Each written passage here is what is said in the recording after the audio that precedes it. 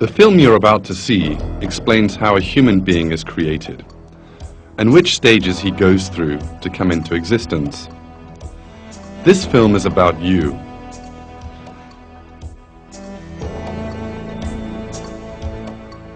Let us now take a brief trip in time and go back to the past. Let us study an extraordinary story, one full of miracles. Let us see what a human being once was.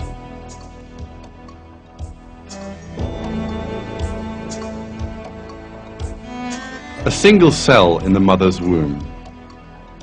A helpless thing in need of protection, smaller than a grain of salt. You too once consisted of this single cell, just like everybody else in the world.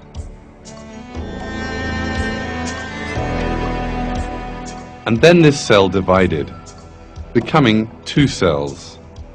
Then they divided and became 4, then 8, and then 16 cells. The cells continued dividing. First a piece of flesh emerged, then this piece of flesh took shape. It developed arms, legs, eyes. It grew 100 billion times larger than the initial cell and 6 billion times heavier.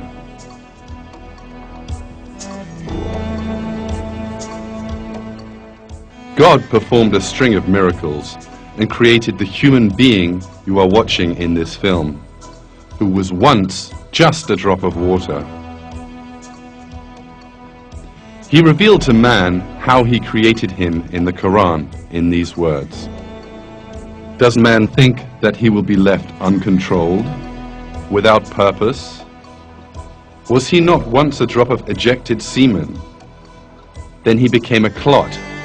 So he created and fashioned him and made him into 2 sexes, male and female. Is he who does this not able to bring the dead to life?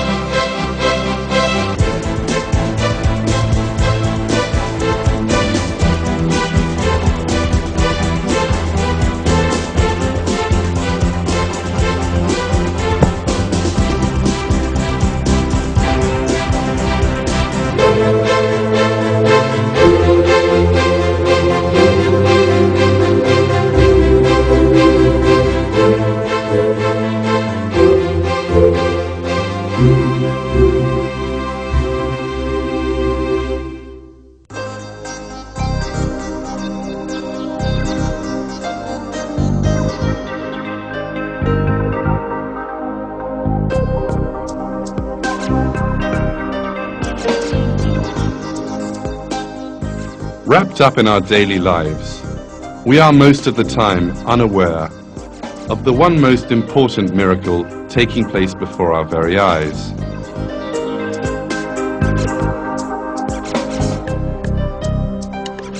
This miracle is the miracle of creation in human beings. The first miracle of creation begins in a woman's body, in the organ called the ovary, with the maturing of a single egg cell.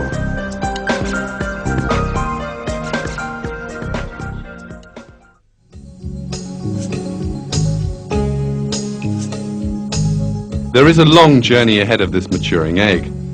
It will first enter the organ known as the fallopian tube, then travel through this for a long distance and finally reach the mother's womb.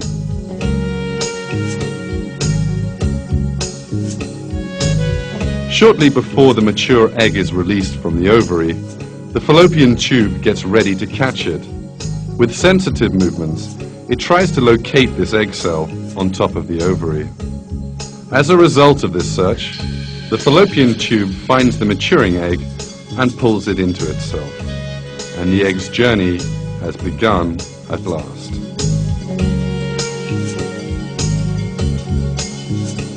The egg is obliged to travel the whole of the fallopian tube, but it has no organelles to help it to do this, no fins or feet, for instance. For this reason, a special system has been created for the egg's journey.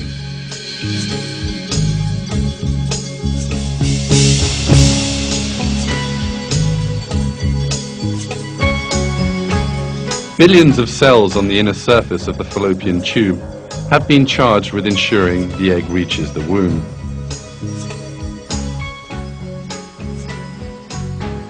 These cells position the tiny hairs on their surface, called cilia, so that they lie in the direction of the womb.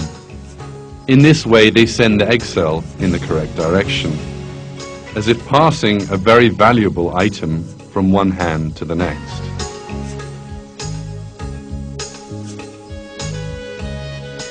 Consider this for a moment.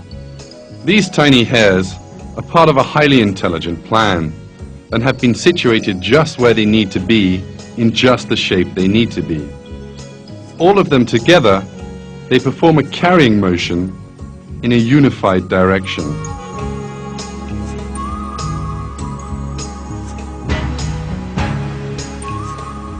If one part of these cells did not carry out their function, or if they performed their function in different directions, the egg would not reach its target and birth could not take place. God's creation, however, is flawless, and every cell carries out the task assigned to it without error. In this way, the egg cell progresses straight to the place which is being specially prepared for it, in other words, the mother's womb. But the egg cell, being so carefully carried, has a lifespan of only 24 hours. If it is not fertilized within this time, it will die. It needs a vital material in order to be fertilized: the sperm, which will come from the male body.